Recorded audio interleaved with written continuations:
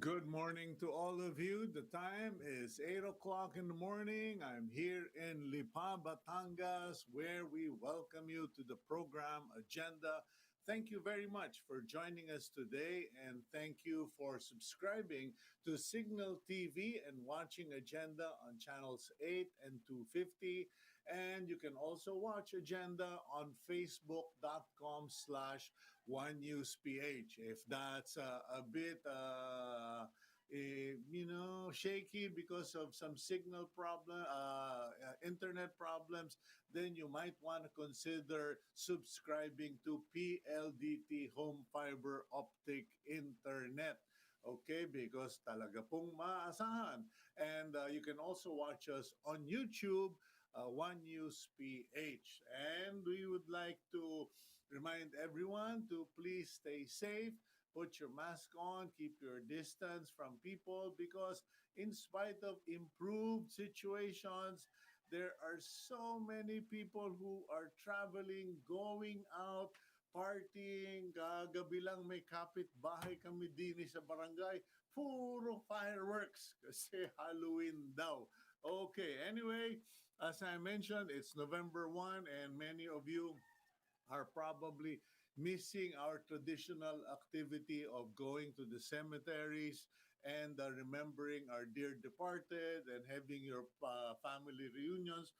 But I think some are actually staging their family reunions, especially in areas like Batangas, where the alert level is alert level number 2. Okay, so medyo pwede rin, pero may controlled and regulated number po yan. Okay. Now, this being All Souls Day, I just want to remind you, kasi meron pong All Souls Day and All Saints Day. And these days are for the remembrance of two particular groups. The first are the martyrs of the church. Yung pong mga taong simbahan or believers who put their lives down for the gospel, for in their faith, believing in the Lord Jesus Christ and God. So the first batch that we are remembering are the saints or the actual persons who were martyred because of their faith. The second batch are our family members. So mabuti pong ini-explain yan. I think it benefits the next generation to be taught the difference between All Saints and All Souls Day. Kasi yung All Souls, lahat ng kaluluwa.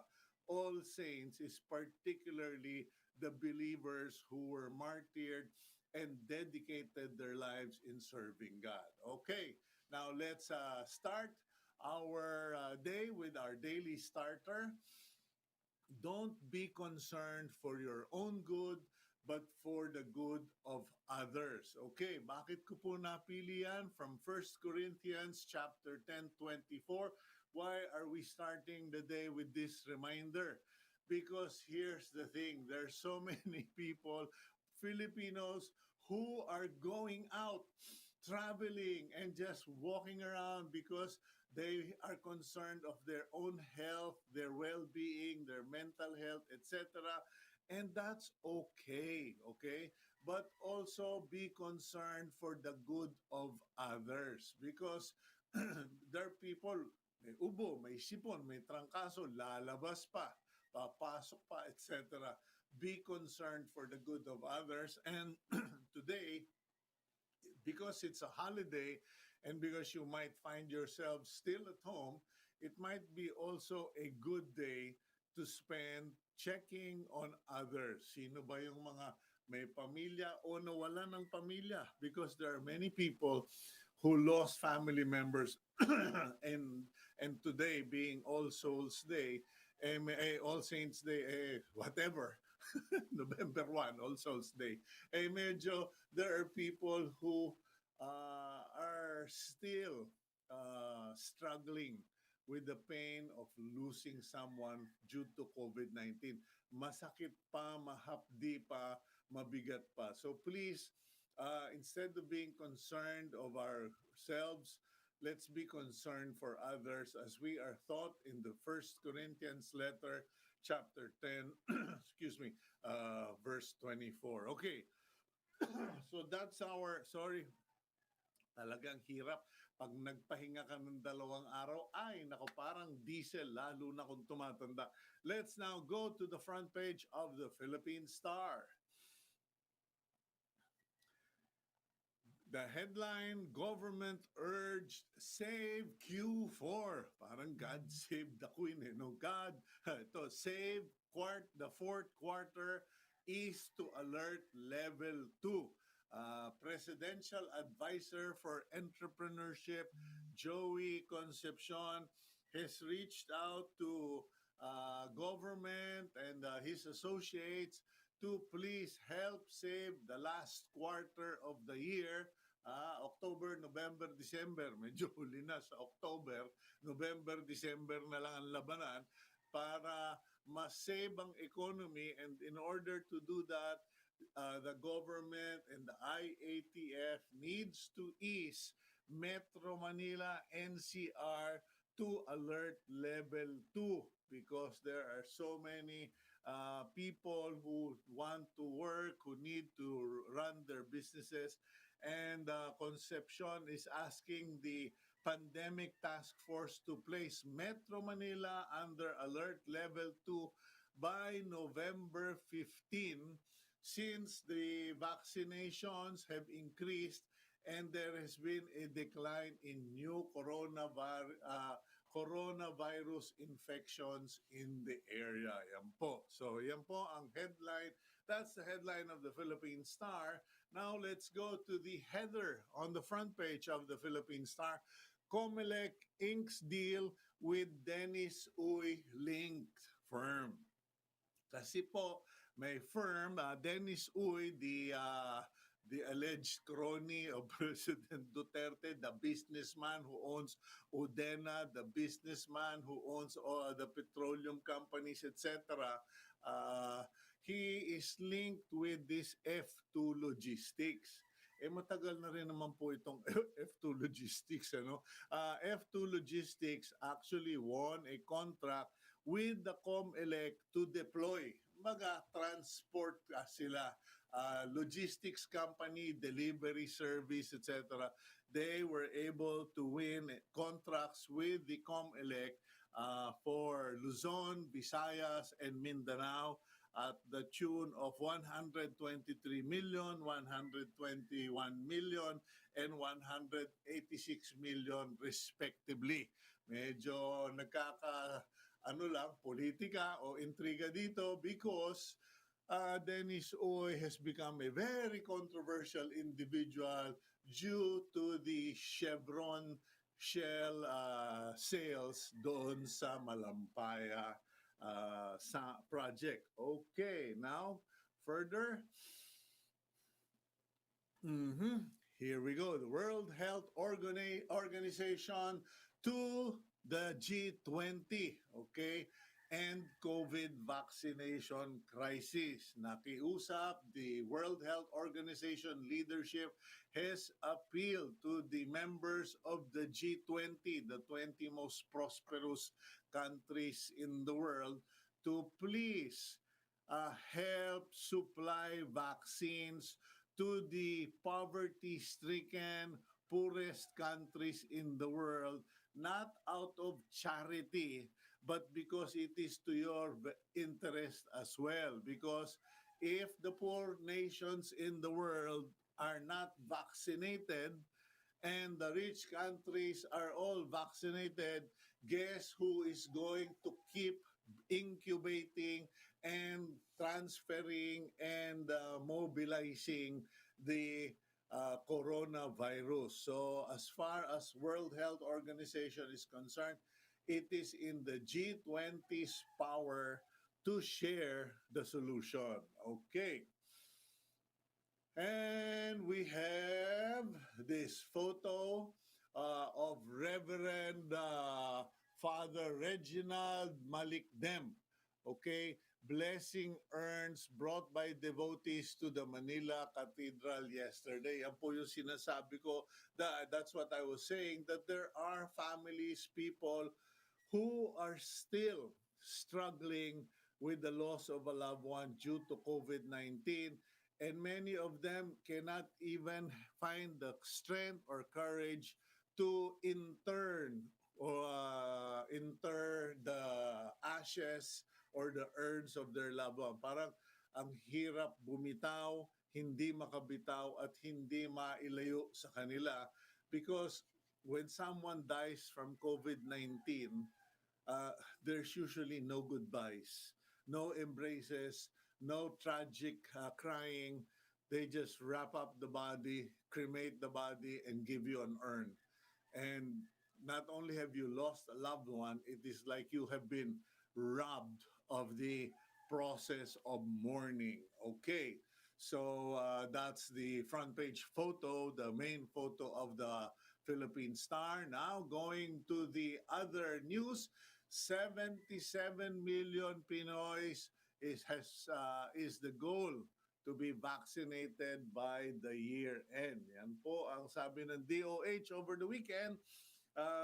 They will have to double their efforts, but their target is to vaccinate 77 million. Bakit po? Because by vaccinating 77 million Filipinos, they would have somehow achieved 70% vaccination of the population, the ideal target to control COVID-19. So whether that happens remains to be seen because now it is no longer a question of having enough vaccines or enough doctors. It is a question of whether Filipinos will step out of their homes to be vaccinated. Please, kami po nag-aabang na ng third vaccine namin, ng booster or third dose. Kung hindi pa kayo nababakunahan, por Diyos, por Santo, hijos, iihas, magpabakuna na kayo. Okay, next up. Okay, ayan naman po, ay foreign adopted, a tradition we adopted from the Americans and the West. Children accompanied by their parents observing COVID-19 protocols take part in the Halloween tradition or trick or treat in Paco, Manila yesterday. Sana naman po walang magkasakit, walang na-infect dyan sa trick or treat na yan in Manila. And number of COVID-19 cases down to 3,410 and I believe that's nationwide. So talagang maganda na po yung picture na yan. However, the number of deaths is at 128. And mind you, if you notice, we are all suddenly at 43,172 Filipinos dying from COVID-19.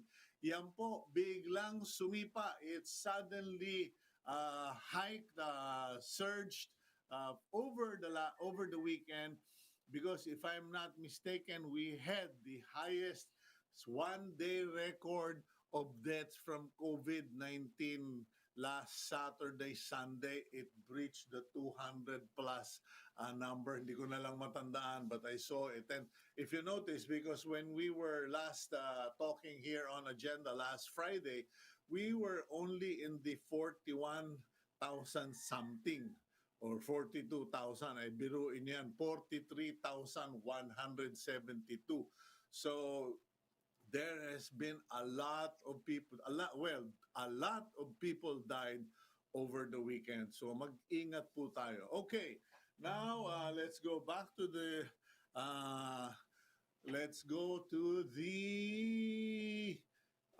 senators warn versus complacency amid COVID case vaccine. Okay, sorry. Senators warn versus complacency amid COVID case decline.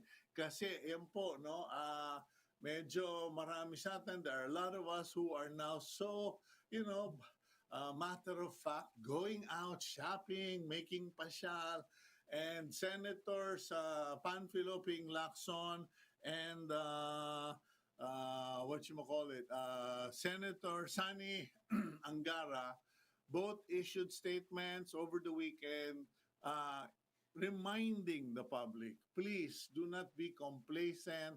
Don't assume that it's already okay because it's not.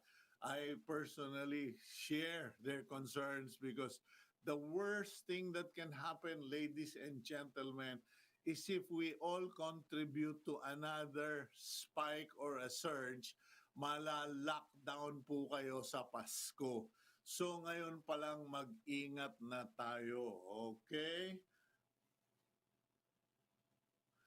Okay, there you go. Journalist Lane in Davao Sur. Here's a very sad news. A journalist, radio journalist in Davao, was shot in his own house in Bansalan Town, Davao del Sur, Saturday night. Orlando Dondon Dinoy, reporter of Catholic radio station DXOM in Kidapawan City, died on the spot after being murdered by a lone gunman. Okay, let's now go to the other remaining news. Okay, no work, no pay today. Okay, yan po, no? No work, no pay. Workers, ha? Nako. Workers who will opt to enjoy the holiday and not report for work today are not getting any pay according to the Department of Labor. Okay? Yan po ang dineclare. This is a special non-working holiday unless there is a company policy practice or CBA granting payment on a special non-working holiday. Yan po. And finally, last but not the least, ang balitang Pila Balde. Okay? The pails, the buckets, and the containers are once again lining up in Metro Manila, particularly in Santa Mesa, Manila, where they experienced water supply interruption because the DPWH has to do flood control projects resulting in a the water company, hindi ko na masabi kung kaninong area yan, forced to realign their pipes as well. Ayan na po. So that's our news for the day, our front page news in the Philippine Star. And now let's go to our feature today.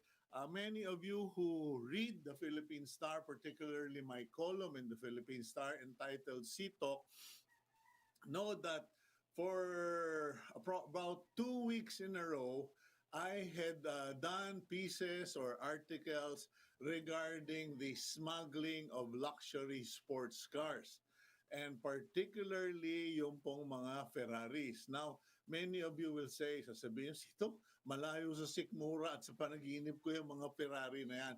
Ito po ang maganda. Kasi po, it led to many things. As I started writing about the Ferraris, the Bureau of Customs Intelligence Group reached out to me and we started sharing information. And they also confirmed that what I was writing about was correct. In fact, yung numbers ko, which started from 6 to 12 to 40 to 53, was much lower than the number that the Bureau of Customs were working on, the number of Ferraris that they wanted to track, trace, locate, and check for tax payment. Yung sa customs pala, 78 Ferraris ang hinahanap nila. Now, it doesn't end in just sports cars. Kasi yung po, napunta po doon yung mga issue ng ito bang mga nagbebenta nito, sino? Are they just your car sales people or yung mga buy and sell ng mga kotse? And it eventually led, because of other inputs from other people, I eventually went from let's not treat this simply as a arrest and seizure. Dapat may batas to protect legitimate distributors. Then, there was also, subsequently, the final point was, teka, 78 Ferraris at 20 million each cost, at cost, that's 1 billion point 540 plus million.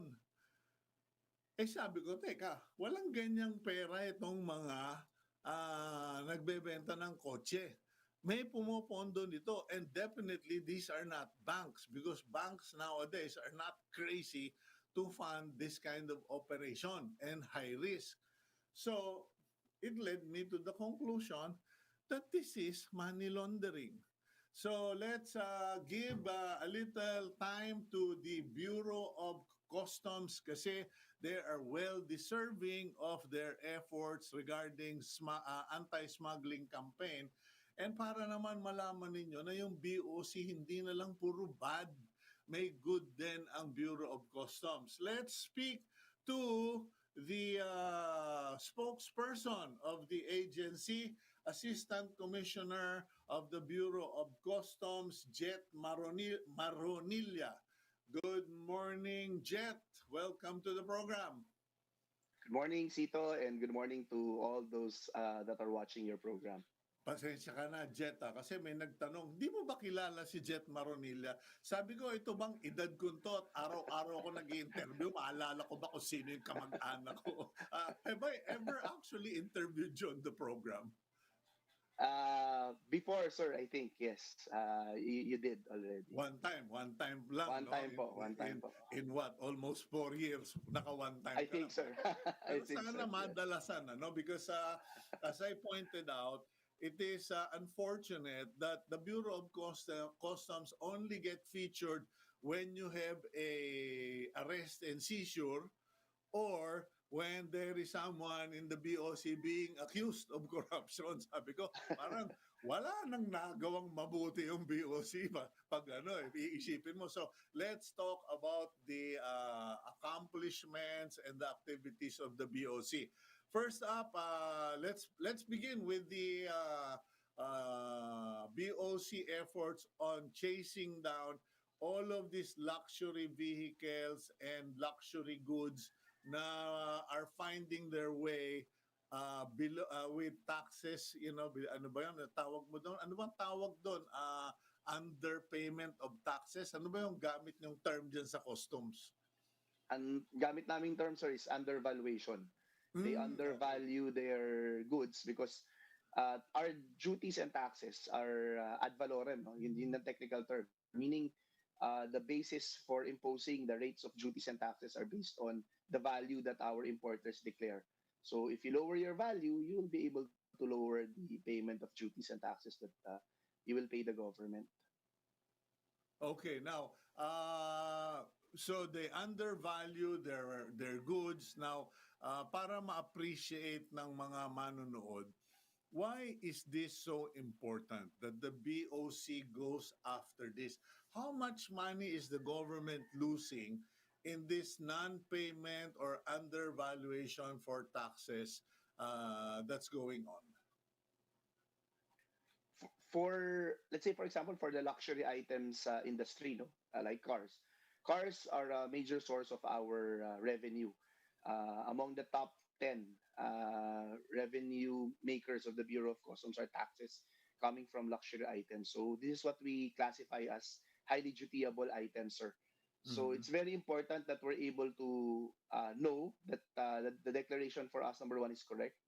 Number two, that the value being declared is correct, so that we can collect the proper duties and taxes. Remember, sir, that when you levy duties and taxes for luxury items, we levy as much as double the value of the items. Meaning, if you compute it based on the rate of duty and the excise taxes being imposed by the Bureau of Internal Revenue that the Bureau of Customs is actually collecting for, ang value niya, ang taxes na binabayaran almost pareho nung bili nung luxury item. So if you buy, let's say for example, a Ferrari worth 20 million, your duties and taxes that you owe to the government when we compute it is actually about the same about 20 million. So that's Mhm. how much revenue we generate out of these luxury items. Okay, but in this case, lumalabas, if a Ferrari costs 20 million and the duties and taxes are 20 million, whatever the smuggler does not pay in that 20 million tax is already his income. Lumalabas ngayon na yung mga Ferraris worth 20 million nabebenta ng 25 million to 28 million. So nagtataka lang ako, paano nangyayari yan, Jet? I know, okay, I know how it happens, but for the education of the public, how does this thing happen na parang halos, ano ito, tinatakas na lang sa customs or what? Sir, that's yun ang gusto namin ma-find out, no? As you said, sir, meron kaming operations with our intelligence and enforcement bureaus, Mm. enforcement groups about these luxury vehicles, no? Kasi may mga reports na rin kami nakuha that marami nga nagbebenta nito.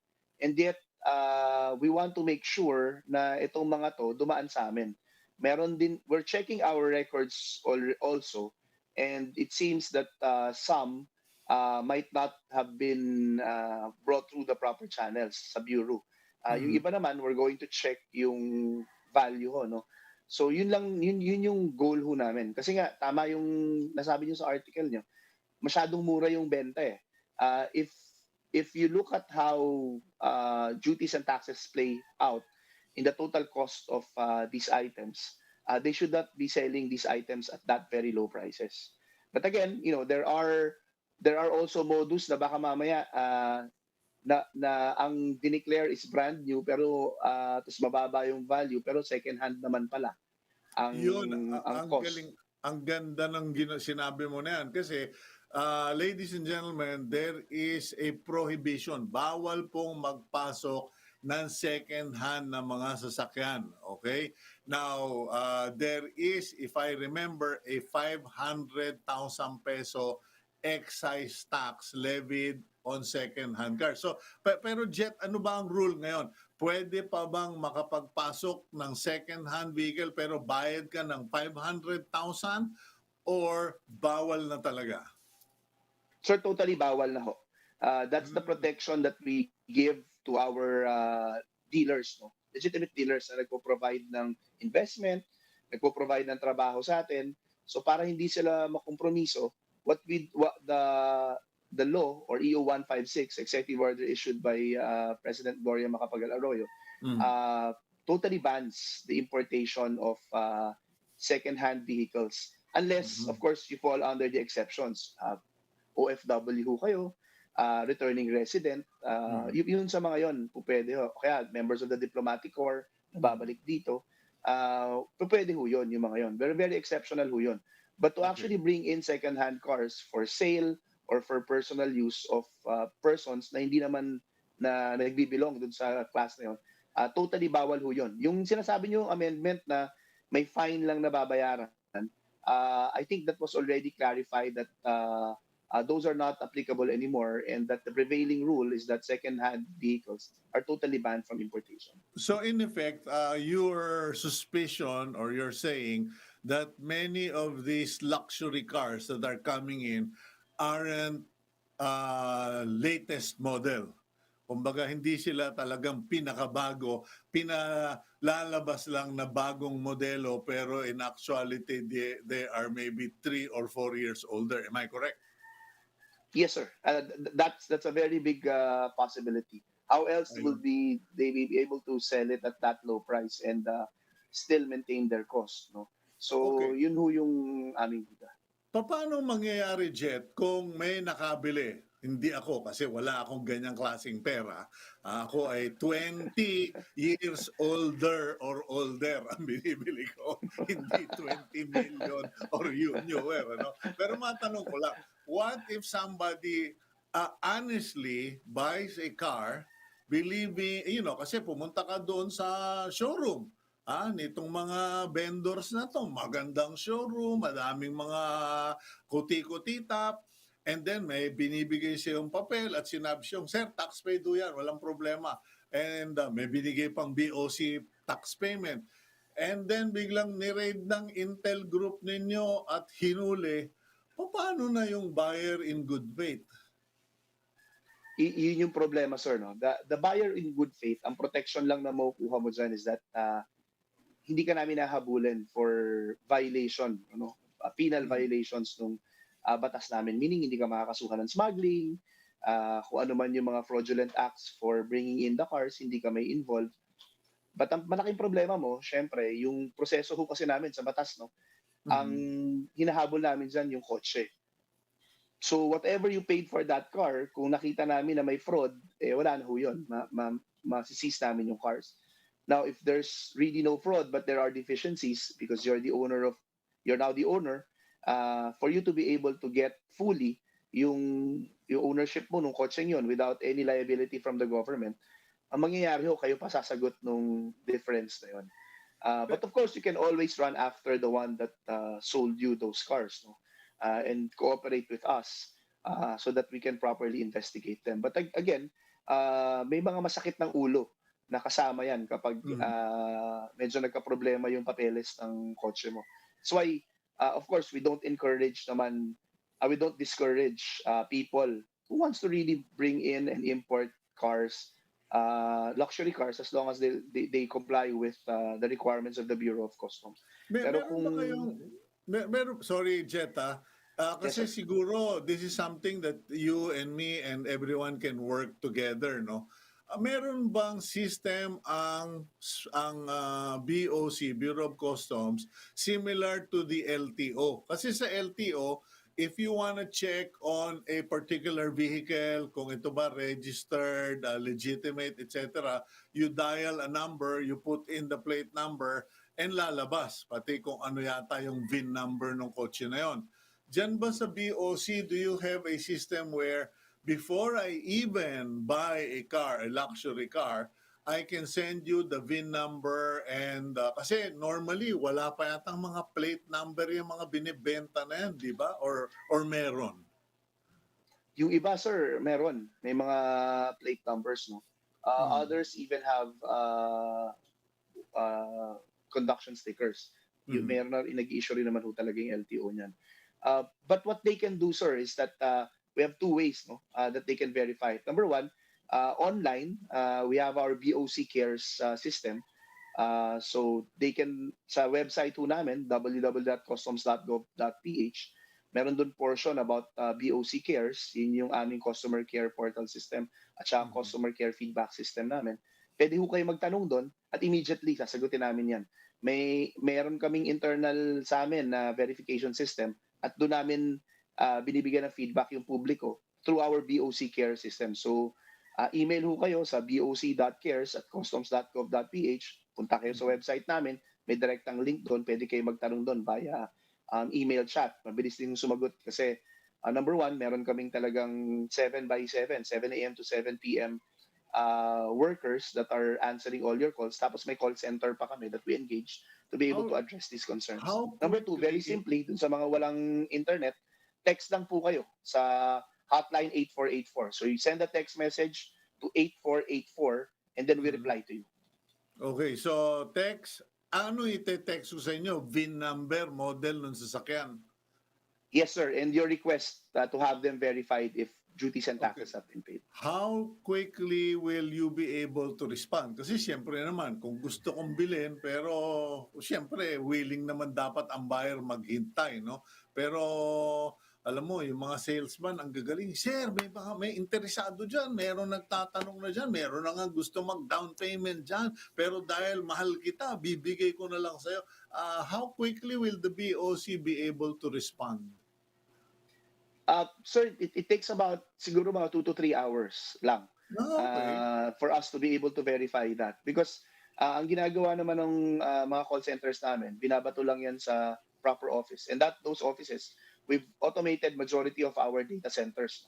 And that particular office, the Import Assessment Service, has a database already of all luxury cars and all cars cleared with the Bureau of Customs. So it's a simple verification where we type the VIN, we're able to verify it and provide a feedback mechanism already to the one asking us about certain information ng kotse.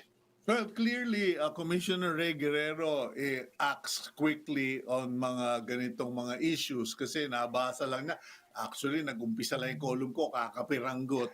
Nagbanggit lang ako ng anim na kotse. Biglang isang buong department nyo na tumatawag sa akin. Kayo talaga, ang kukulit nyo. Actually, sir, 4 na deputy commissioner yata yung tinext niya, including me. It's just that the intelligence group was the first one to reach out to you.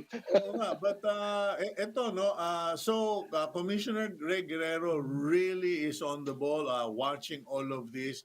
Now, yung kanila Deputy Commissioner Rainer Ramiro ba yun? Sila naman yung gumalaw.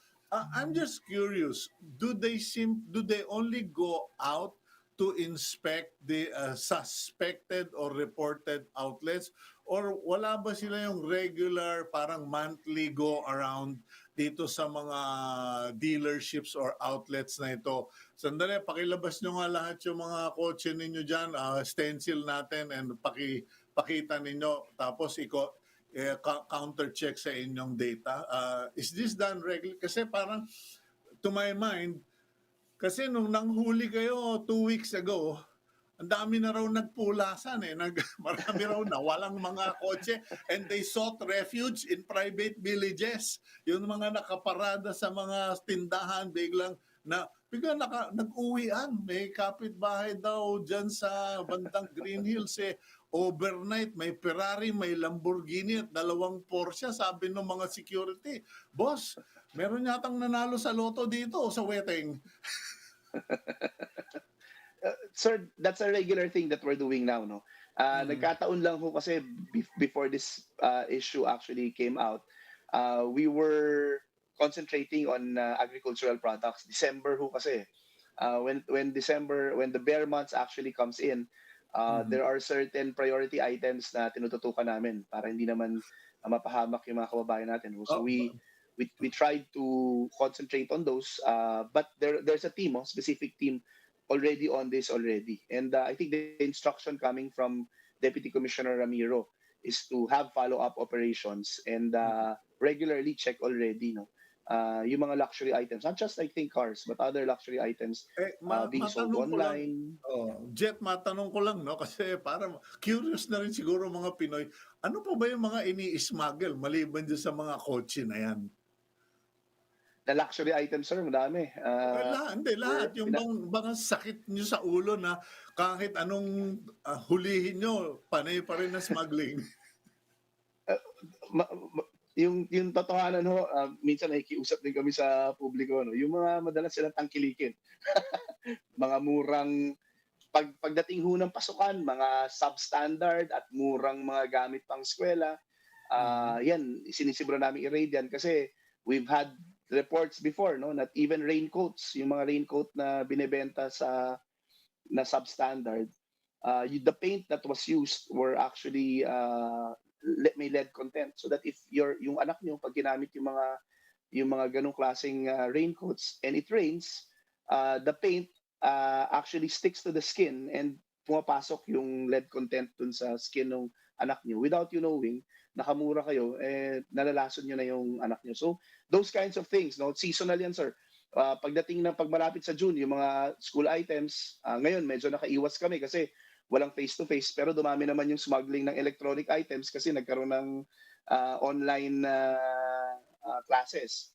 So, we had to guard against that. Pagdating ng bear months naman, sir, we look into items that are really being sold during the Christmas season. Pagkain, substandard Christmas lights na maaaring makasunog, vegetable items, mostly agricultural items, na meron tayong local industry na nagbebenta pa lang sila, meron ng imported sa merkado, so walang bumibili ng kanilang mga produkto. So we look out for those to protect our local industry and of course to protect our people na din kasi wala namang mga permits to mga to.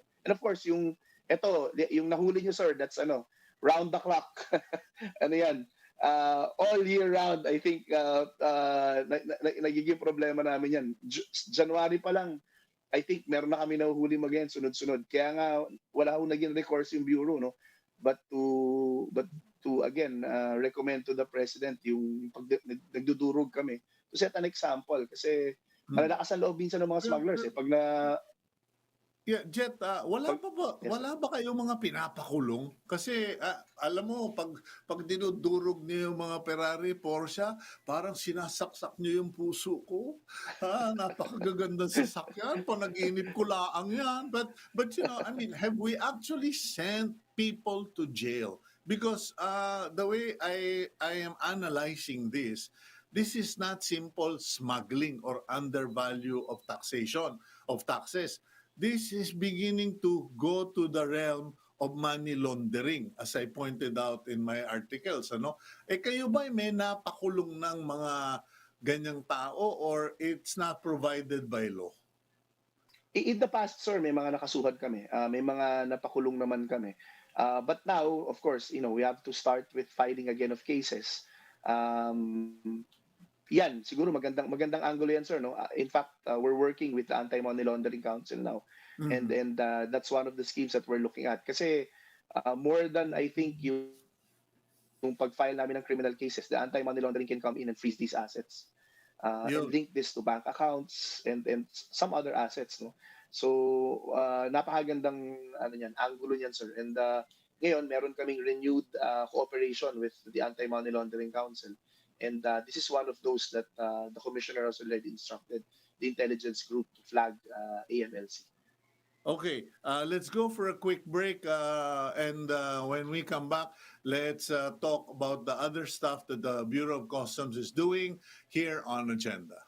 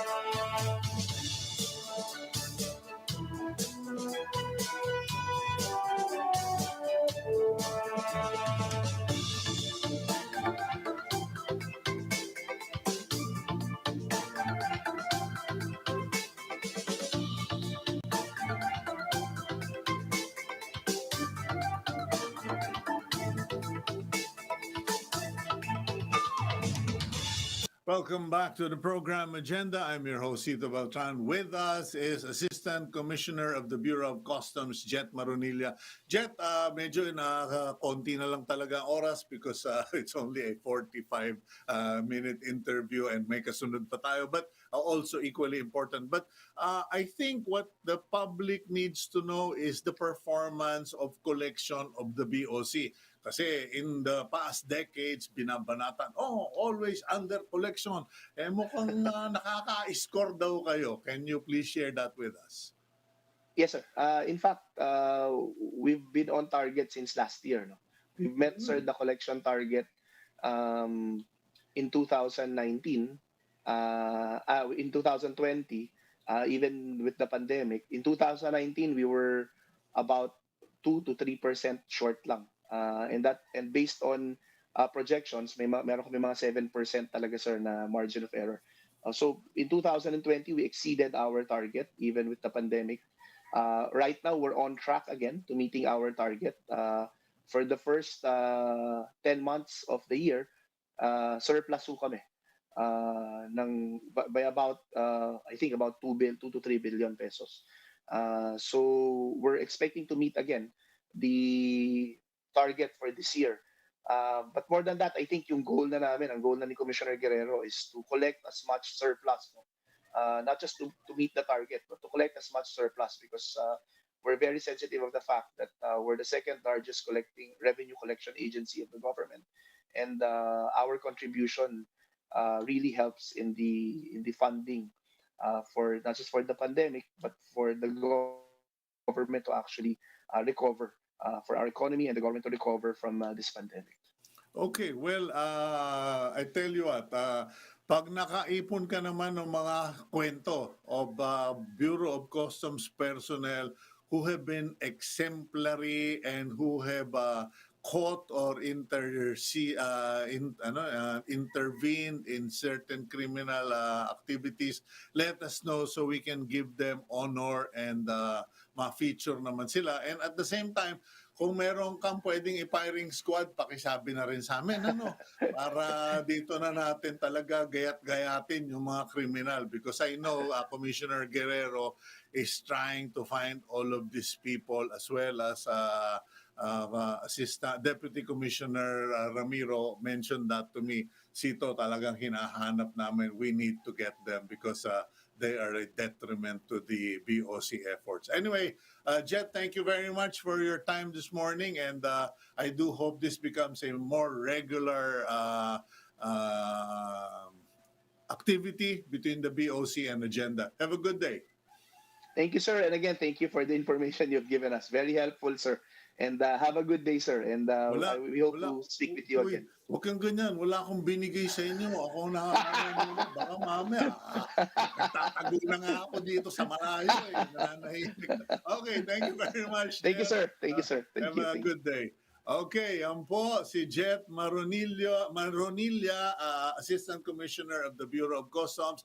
At least we can say that they are doing something. They are chasing after people. Their collections are up. So it's a good day it's a good time at the Bureau of Customs. Okay. Now, ito naman po cause for concern. The Department of Health said that new strain of Delta known as AY4.2 is not yet detected in the Philippines. Ang problema, pag may nadidetect kasi sa United Kingdom o kung sa ibang bansa, for some strange reason, because Filipinos are all over the world, these variants almost always will end up in the Philippines. Let's speak with our regular advisor, health advisor, Dr. Rontgene Solante. Doc Rontgene, good morning, Doc. Yes, good morning, Mr. Cito. Oy, wag ka namang Mr. Cito, Cito lang. Okay, Doc, matanong ko lang, ito kasing variant na Delta subvariant AY4.2. Hindi pa naman napapag-usapan sa Pilipinas, but you are one of those doctors who have taken an interest in it. What exactly is this variant? And because you know, when the UK variant came out, parang sabi na okay lang yan, malayo. Dumating dito. Nung sinabi, Delta variant, malayo pa rin yan. Dumating dito. Baka itong sub-variant AY4.2, ano ba to? Yes, no. Based on sa initial data coming from UK, I think it has caused increasing number of cases in the United Kingdom. Like 6% of the total daily cases are because of this subtype of the Delta variant. No, and there are findings here na nakitaan doon sa mutation ng Delta variant na to na merong mutation doon sa spike protein. Alam naman natin na pag nag-mutation sa spike protein, that's considered as a major mutation. And that's always a threat because the spike protein is the part of the virus that will bind to our host cells. So pag may mutation doon, mas mabilis siyang makapasok sa cells natin. And alam na natin kung anong nangyari and experience natin with the Delta variant na tataas ang transmissibility, no? And pangalawa, doon sa mga data nila sa UK, nakitaan na medyo ang household secondary attack doon sa mga positive at nahawaan doon sa mga kasamahan sa family, medyo magkahawig lang doon sa Delta variant. No? So that's why they're still monitoring the degree of the transmissibility at saka yung importante dito, Mr. Cito, no, yung ability to also reduce efficacy of the vaccines. Kaya napaka-importanting sundan natin to. Maski sabihin mo pang wala pa dito sa Pilipinas yan, but it's not always being complacent with this na wala pa. No? We don't know because our surveillance is not as extensive as UK.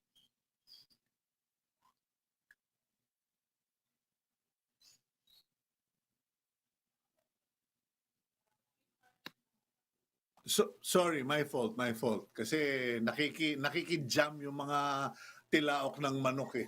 Okay, and anyway, what is this thing I read and some people have shared that this new sub-variant, yung Delta sub-variant, itong apo o anak nitong Delta, is not easily traced through the usual RT-PCR swab testing procedure kasi it doesn't lodge down in the accessible area, kung hindi lower in the throat, and when you get it daw dumidirekta sa baga kasi parang mas gusto nila doon sa baga kaysa sa area where where I suppose it's warmer, etc. I don't think that's a factor, no, dahil kung titingnan natin, no, yung entry ng Delta COVID virus, no, regardless of the variants, no, if it's a variants of concern or variants under monitoring, pareho lang ang behavior nito once it entered into our mucosal membrane, starting from the nose or from the mouth, no, and our mucosal membrane here in the nose and the mouth has one of the highest number of the ACE2 receptor. Itong ACE2 receptor, ito yung cells natin na talagang nag-a-attract nitong mga COVID virus. So I don't think there's a difference between any of this variant na mas mababa ang detection kumpara doon sa original strain. So it can still be detected, and napaka-importante nito lang na when they will be detected, mas mataas-taas ang viral load para at least kung they will be sequenced, makikita talaga sila. Okay, now what about transmissibility? Kasi nung lumabas yung UK variant, sabi nila contagious. Nung lumabas yung Delta variant, sabi nila mas contagious doon sa contagious. Eh now, itong AY 4.2, parang contagious to the third power daw.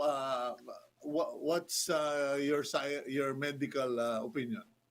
Now, nung tiningnan natin yung secondary attack niya na medyo magkahawig doon sa parent Delta variant, I would predict na kung ano man yung number or rate ng infectivity ng mother Delta variant, it could be the same as this Delta variant, which is still very what we call this, no? Nakakatakot kung ganito na 8 tao pa rin kung meron kang index patient na pwede mong hawaan in one interaction only, in one interaction. So mataas pa rin ang risk na kung makapasok to sa atin, we need to be compliant with the health protocol.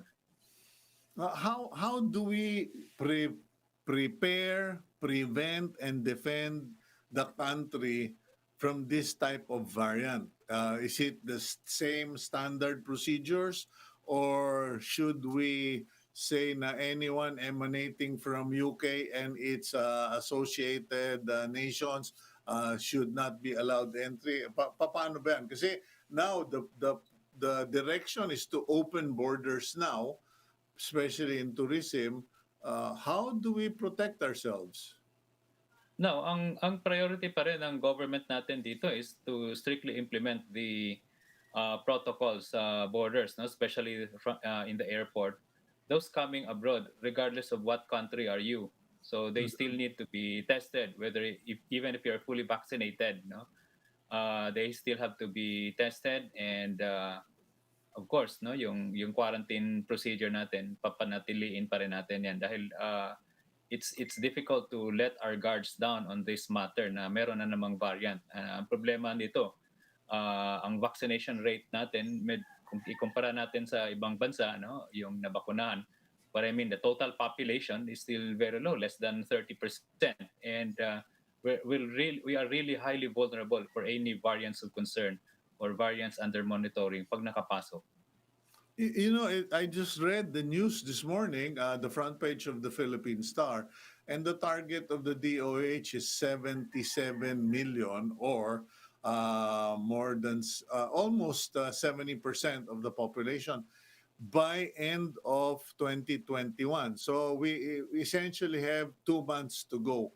Is it achievable, or what do you think will be the realistic outcome or projection of vaccination by December 31, 2021? Okay. Based on data, no, and personal assessment siguro, no, getting inoculated 77 million, medyo it's a tough task by before the end of the year. Madaling sabihin yan dito sa National Capital Region, but what about for the other provinces? No? Nandun yung pinaka rate limiting step, limited na yung makuha natin tong 77 million, kasi kung makita natin sa mga data, napakababa ng vaccination rate sa mga provinces, especially Mm. sa mga Visayas and Mindanao, no? And we're only 2 months for that particular target. I'm not quite positive that we can achieve that 77 million before the end of the year. Okay, what about the push for, because kami dito sa Batangas, ako nasa Lipa City, Batangas, alert level 2 na kami. Although people, to their credit, medyo staying indoors pa rin or limiting their movements. Now, what about Metro Manila? Are you supportive of bringing NCR down to alert level 2? Yes, I'm okay with that, no, dahil mataas na rin ang vaccination rate ng National Capital Region, no? And in fact, that's our goal. So before the end of the year or before the end of November, hopefully we can be 80% already, no? Mataas na rin yan, except na lang doon. We need to encourage, no, yung mga bata pa rin at saka yung mga matatanda, because in the real ground experience, maski ngayon meron pa rin tayong mga admissions ng mga COVID, no? Although pakonti-konti na lang. But who are these people? These are the 65 years old with comorbidities. And if I would say this, no, siguro mga 70% are still unvaccinated dahil for other reasons hindi sila napabakuna. But we also have to look into the waning protection of those vaccinated since March and April sa mga 65 years old and above. Kasi meron na rin tayong mga na-admit ngayon, bakunado sila, but they still develop severe infection. And our thought on that is because of the waning protection, as they are already more than 6 months after the first, the completion of the 2 vaccines. Yeah, now quick answer na lang, Doc. I'm worried about that because the DOH, Secretary Duque said, it's not, the third dose isn't going to happen until 2022, first quarter 2022, siguro realistically by February. Do you, I mean, what's your reaction to that? Kasi baka marami na ba na nagwe-wane ang kanilang protection? Based on experience sa mga patient at saka mga healthcare workers, yes, marami na, no? And we're not talking here of age-related vulnerability. There are also younger population, no? And kaya nga ang palagi naming sinasabi na when you were vaccinated March, April, talagang you have to be quickly compliant with the health protocols.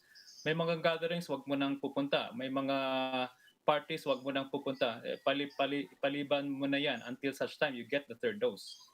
All right. Okay. Well, thank you very much, Doc Rontgene. You are always so helpful with the information, and please expect another invitation from us kasi ang next issue is yung third dose, should it also be the what we were vaccinated with, or should it be another brand? Okay. Or do you want to quickly reply? Yeah.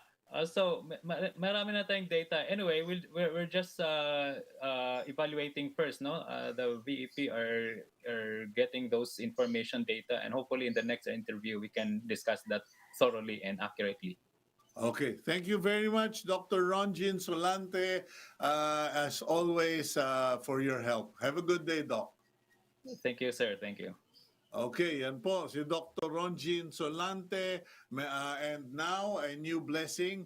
May the God of hope fill you with all joy and peace as you trust in Him, so that you may overflow with hope by the power of the Holy Spirit. Yan po ang prayers ko sa inyo.